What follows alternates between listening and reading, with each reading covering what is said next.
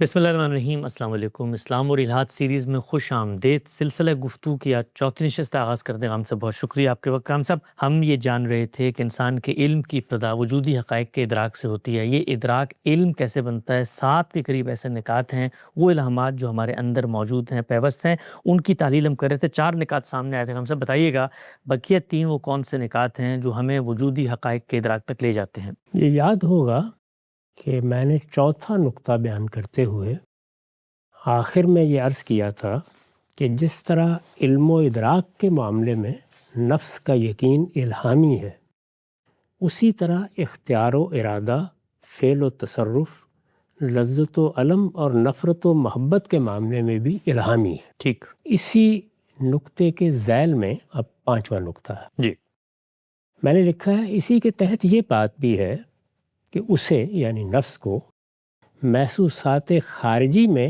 انفعال کا یقین ہے۔ اچھا، محسوسات خارجی ایکسٹرنل آبجیکٹس، ٹھیک، یہ جو ہمارے گرد و پیش میں چیزیں ہمارے مشاہدے میں آتی ہیں، نفس ان کے بارے میں انفعال کا یقین رکھتا ہے، افیکشن کا، یعنی وہ ان کی طرف اقدام کرے گا تو وہ اس سے متاثر ہوں گی۔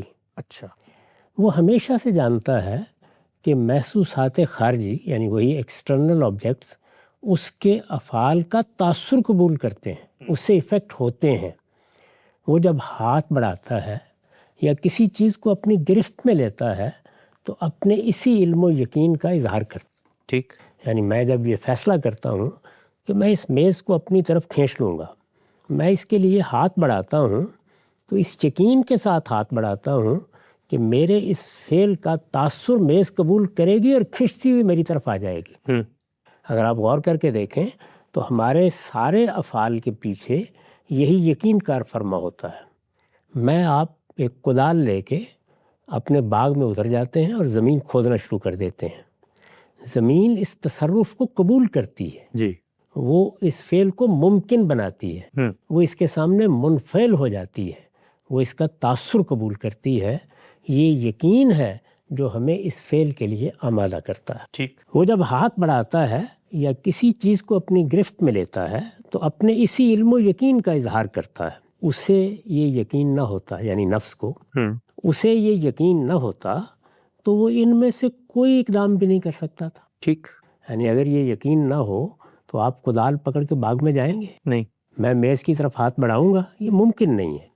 اس کے تمام افعال، یعنی یہ نہیں کہ یہ کسی ایک فعل کا ذکر ہے، اس کے تمام افعال اسی پر مبنی ہے کہ وہ دوسرے کے انفعال و تاثر کا یقین رکھتا ہے۔ ٹھیک، یعنی میں کوئی فعل آپ سے متعلق کروں، وہ خواہ بات کرنے کا فعل ہے، وہ بات سننے کا فعل ہے، کوئی بھی فعل جو مجھ سے صادر ہوگا وہ اسی علم و یقین پر مبنی ہوگا۔ اگر یہ موجود نہیں ہے تو میرے اندر کوئی آمادگی پیدا نہیں ہوگی۔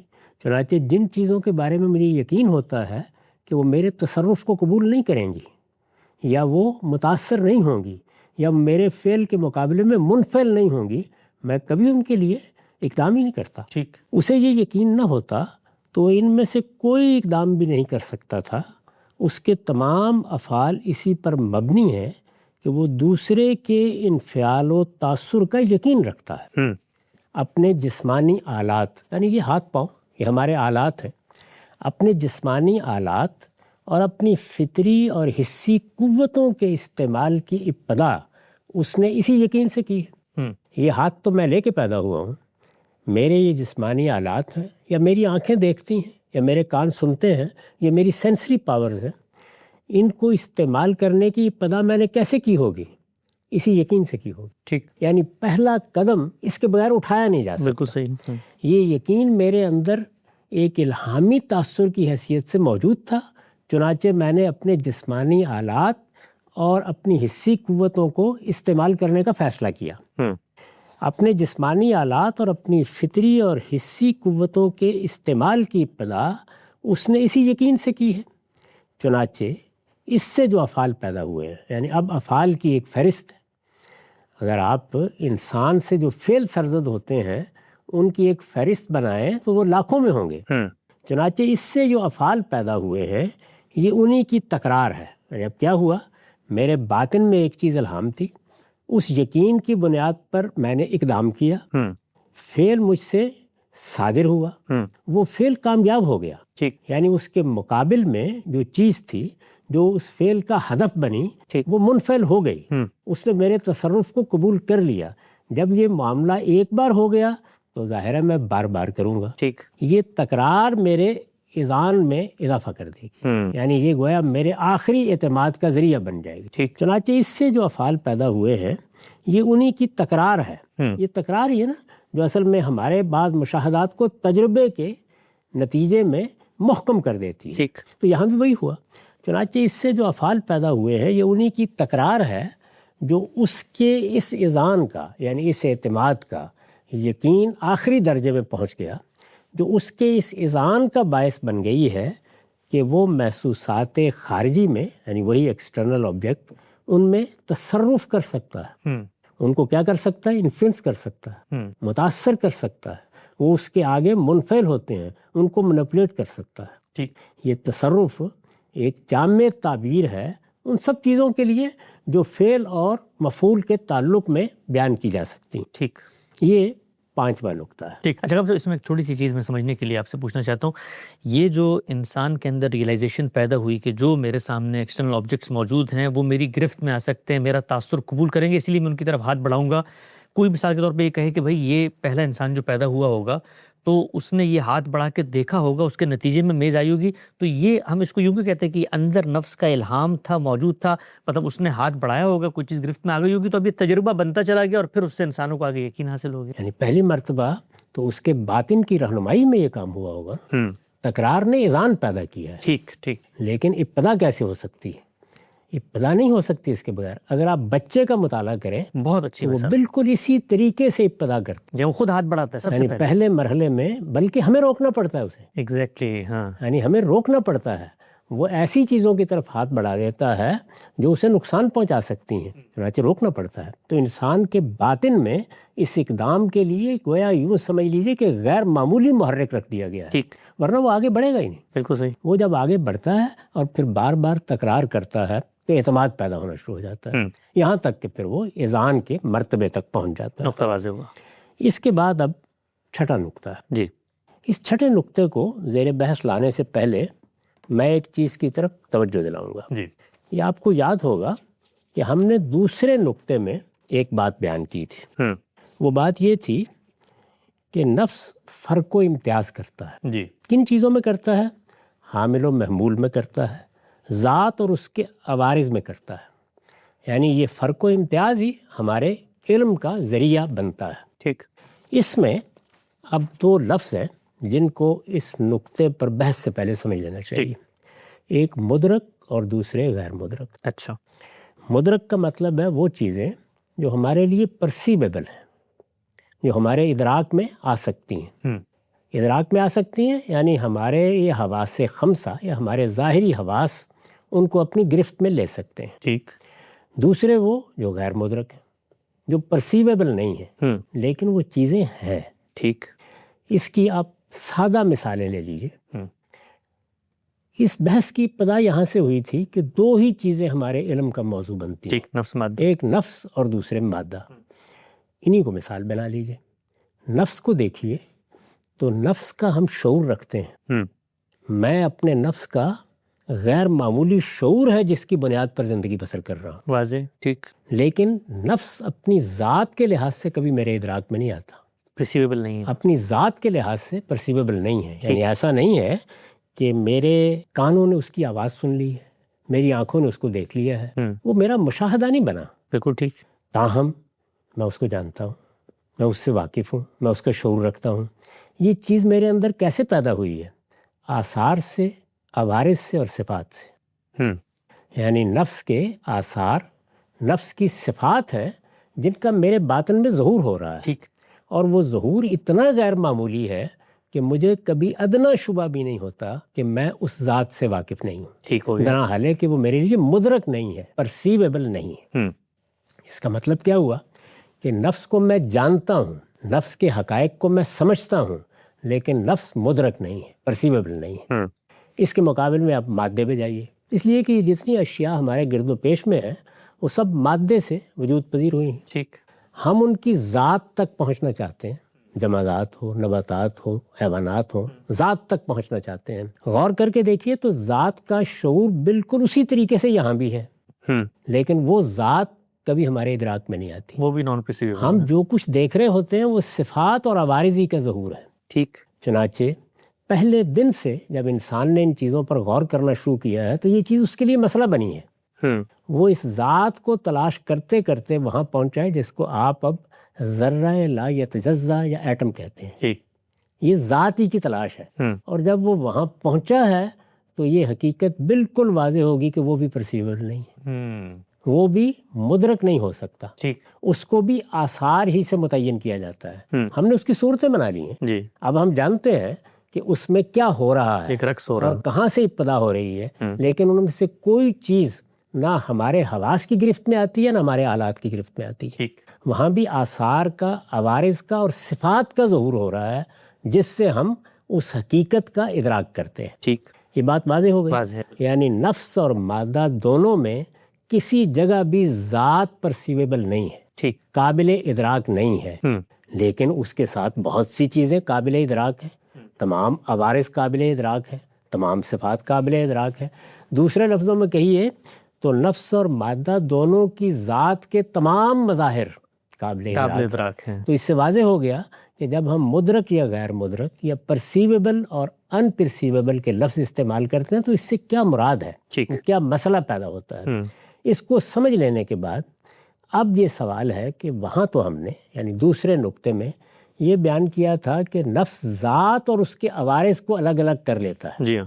یہ ذات اور اس کے عوارض ہی کو الگ الگ کرنا ہے. بالکل ٹھیک. یعنی وہ عوارض کو دیکھ رہا تھا لیکن اس نے ذات کو پہچان لیا ہے، اور اب وہ ذات کو اور عوارض کو الگ الگ سمجھتا بھی ہے اور مانتا بھی ہے. اگرچہ اس کی ذات اس کی گرفت میں نہیں آتی. نہیں آتی، وہ اس کے لیے قابل ادراک نہیں ہے. ٹھیک. اس نقطے میں اب ہم یہ سمجھیں گے کہ وہ نہ صرف یہ کہ ذات اور عوارض کو الگ کر لیتا ہے بلکہ ایک ذات کو دوسری ذات سے بھی الگ کر لیتا ہے. اچھا. یعنی آپ دیکھیے کہ اگرچہ وہ چیز پرسیویبل نہیں ہے، وہ اس کے ادراک میں نہیں آتی، لیکن اس کے باوجود وہ ایک ذات اور دوسری ذات میں کبھی خلط مبس پیدا نہیں کرتا، کبھی التباس میں مبتلا نہیں ہوتا. اس کو اب سمجھنا اور سمجھانا ہے. چنانچہ میں نے لکھا ہے جو چیزیں نفس کے مماثل نہیں ہیں وہ ان میں اور اپنی ذات میں یعنی ان کی ذات میں اور اپنی ذات میں فرق کر سکتا ہے. ٹھیک. یعنی پہلی چیز کیا تھی کہ وہ ذات اور اس کے عوارض میں فرق کرتا ہے. یہاں یہ ہے کہ وہ میری ذات میں اور کرسی کی ذات میں، میری ذات میں اور بیل کی ذات میں، ان میں بھی فرق کر سکتا ہے. جو چیزیں نفس کے مماثل نہیں ہیں وہ ان میں اور اپنی ذات میں فرق کر سکتا ہے. اس کے معنی یہ ہے کہ وہ مدرک اور غیر مدرک میں امتیاز کی صلاحیت رکھتا ہے. ٹھیک. بالکل واضح. یہ بات واضح ہو گئی. بالکل واضح. یعنی اس میں یہ صلاحیت موجود ہے کہ صرف یہ نہیں کہ میری آنکھ نے اس میز کو الگ دیکھا اور کرسی کو الگ دیکھا ہے، یہ تو پرسیویبل ہے. ان میں فرق و امتیاز ایک واضح چیز ہے. جی. نہیں، وہ ذات اور ذات میں بھی فرق کر سکتا ہے جو اصلاً غیر مدرک ہے، ٹھیک. ان پرسیویبل ہے. بالکل واضح. چنانچہ وہ دیکھتا ہے کہ اس کی صفات سے الگ. اب یہ کہ وہ کیسے فرق کرتا ہے، چنانچہ وہ دیکھتا ہے کہ اس کی صفات سے الگ کچھ ایسی صفات بھی ہیں جو اس کے ادراک میں آتی ہیں مگر وہ ان کا حامل نہیں ہے. بالکل ٹھیک. صفات تو اس کے ادراک میں آتی ہیں نا، وہ مدرک ہے، ان کو وہ پرسیو کرتا ہے، روشنی کو وہ دیکھ رہا ہے. اس وجہ سے صفات کو وہ مادے کے مظاہر میں بھی دیکھ رہا ہے، وہ نفس کے مظاہر میں بھی دیکھ رہا ہے. بالکل ٹھیک. یعنی میں جب آپ کو دیکھتا ہوں تو نفس کے مظاہر کو دیکھتا ہوں. جب میں ایک میز کرسی کو دیکھتا ہوں تو آفتاب کو دیکھتا ہوں تو مادے کے مظاہر کو دیکھتا ہوں. مظاہر میرے پاس ہے تو اس کا مطلب ہے صفات کا ادراک میں کرتا ہوں، میرے لیے پرسیویبل ہے، عوارض بھی اور صفات بھی.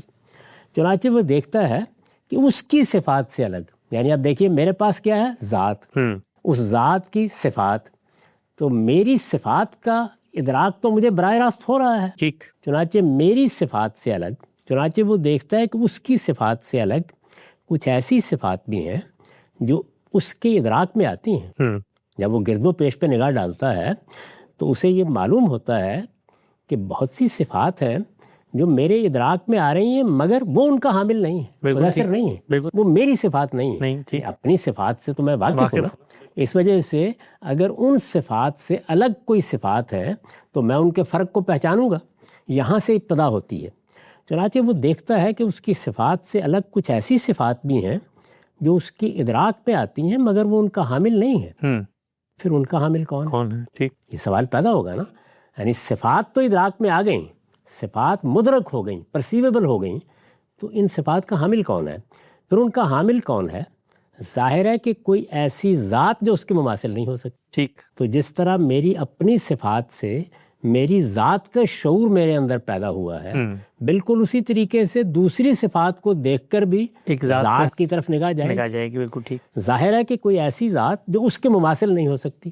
اب جب وہ صفات مجھ سے الگ ہیں تو ذات بھی میرے مماثل نہیں ہو سکتی، ہوگی، ذات بھی الگ ہوگی۔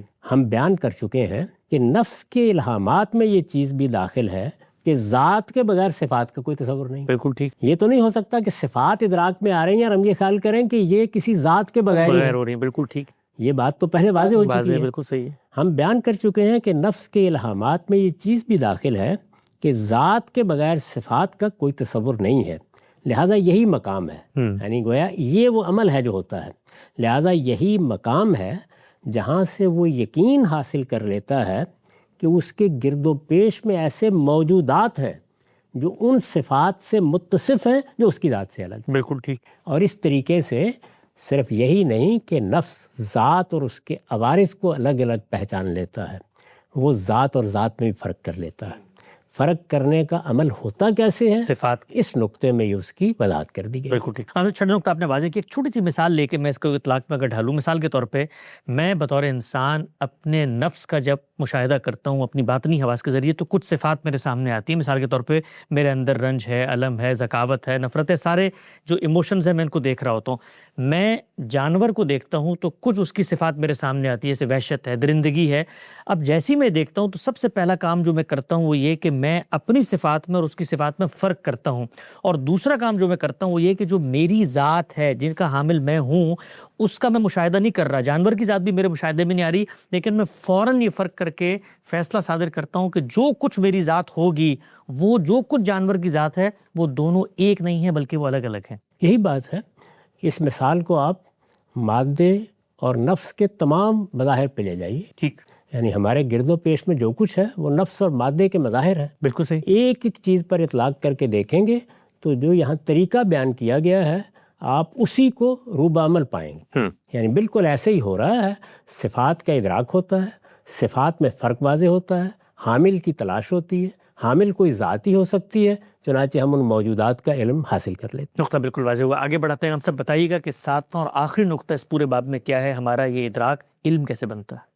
اس کے بعد اب ساتواں اور آخری نقطہ جی، میں نے لکھا ہے خیر و شر کا امتیاز بھی من جملہ الہامات نفس ہے۔ ٹھیک، یعنی جس طریقے سے یہ چیزیں جو ہم نے اوپر بیان کی ہیں یہ اسی الہام کا نتیجہ ہے، یہ یقین میرے اندر بدیعت ہے۔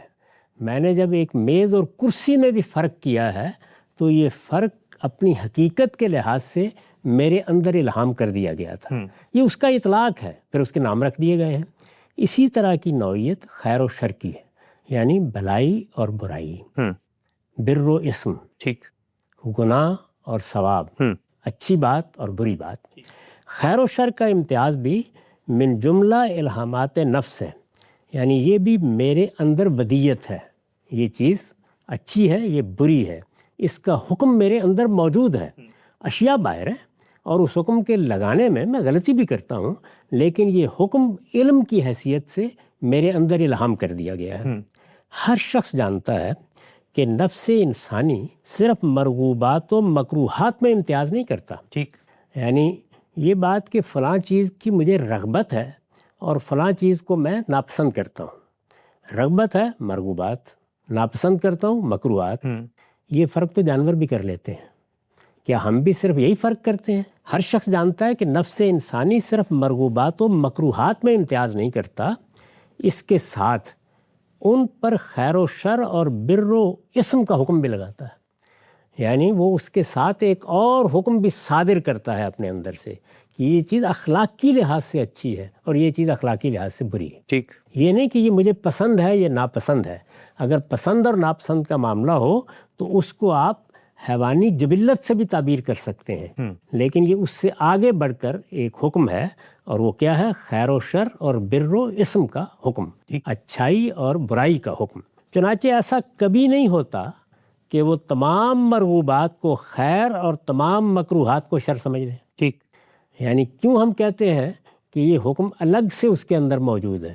اس لیے کہ اگر یہ مرغوبات کا لازمی نتیجہ تھا تو پھر تمام مرغوبات کو اسے نیکی قرار دینا چاہیے اور تمام مکروہات کو شر کہنا چاہیے تھا. ایسا نہیں ہوتا. چنانچہ ایسا کبھی نہیں ہوتا کہ وہ تمام مرغوبات کو خیر اور تمام مکروہات کو شر سمجھ لے. یہ اسی کا نتیجہ ہے.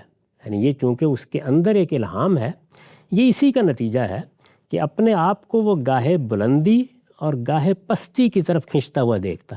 خیر و شر کا یہی الہام ہے جو اس کے وجود میں یہ احساس پیدا کرتا ہے. اسی کا نتیجہ ہے کہ اپنے آپ کو وہ گاہے بلندی اور گاہے پستی کی طرف کھنچتا ہوا دیکھتا اور اپنے میلانات میں بہت کچھ اختلاف پاتا ہے. پھر یہی نہیں، وہ یہ بھی جانتا ہے کہ طیب خبیث سے اور بلندی پستی سے کس طرح الگ ہے.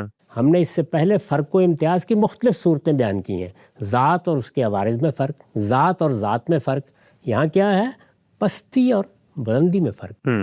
یعنی کیا چیز طیب ہے، کیا چیز خبیث ہے. چنانچہ وہ اتراتا بھی ہے. جب وہ اپنے آپ کو بلندی پر دیکھتا ہے تو ایک خاص طرح کا احساس فخر اس میں پیدا ہوتا ہے. چنانچہ وہ اتراتا بھی ہے اور جھجکتا بھی. ٹھیک. اور پیچھے بھی ہٹتا ہے. ایک خاص طرح کی حیا بھی اس کے اندر ہے. مدح بھی کرتا ہے اور مذمت بھی. مدح اور مذمت دونوں اصل میں خیر و شری کی بنیاد پر ہوتی ہیں. بالکل ٹھیک. اعتراف عظمت بھی کرتا ہے اور ملامت بھی. اگر غور کر کے دیکھیے تو یہ دونوں چیزیں بھی اسی الہام سے پیدا ہوں گی. اسی طرح غیرت و حمیت بھی دکھاتا ہے. ایک سینس آف آنر بھی اس کے اندر ہے. یہ سب اگر غور کیجئے تو فجور و تقوی کہ اسی الہام کا نتیجہ ہے جو اس کی فطرت میں ودیت کر دیا گیا ہے. یعنی فجور اور تقوی. فجور کیا ہے؟ امپائٹی. تقوی کیا ہے؟ پائٹی. یعنی میرے اندر ایک خاص طرح کا پرہیزگاری کا احساس ہے اور ایک اس کے مخالف احساس ہے. یہ فجور و تقوی، اس کو آپ بر و اسم کہیے، اس کو آپ خیر و شر کہیے، یہ در حقیقت میری فطرت میں ودیت ایک الہام ہے جس کے نتیجے میں میں چیزوں کے بارے میں یہ فیصلہ سناتا ہوں کہ یہ چیز صحیح ہے اور یہ چیز غلط ہے، یعنی اخلاق کی لحاظ سے. اور یہ کس کا نتیجہ ہے؟ اس الہام کا جو میری فطرت میں کر دیا گیا ہے. میں خیر اور شر کو بھی اسی طرح سے الگ الگ پہچانتا ہوں جس طرح ذات اور ذات کو الگ الگ پہچانتا ہوں، ذات اور اس کے عوارض کو الگ الگ پہچانتا ہوں. یہ 7 نکات ہیں. نقطہ بالکل واضح ہوا غم صاحب. 7 کے قریب وہ الہامات کیا ہیں؟ انسان کے علم کی ابتدا وجودی حقائق کے ادراک سے ہوتی ہے. نفس ہو یا مادہ ہو، ظاہری اور باطنی حواس سے جب اس تک رسائی ہوتی ہے تو ہمارے باطن میں وہ کون سے الہامات ہیں جن کی وجہ سے ہم اس اذعان، اس یقین تک پہنچ جاتے ہیں. یہاں سے بھی 7 کے قریب نکات تھے جو زیر بحث آئے. اس کے بعد آگے کا کیا مرحلہ ہے؟ یہاں پر وقت ختم ہوتا ہے. گاندھی صاحب سے سمجھنے کی کوشش کریں گے. دوبارہ حاضر خدمت ہوں گے. اب تک آپ کا بہت شکریہ.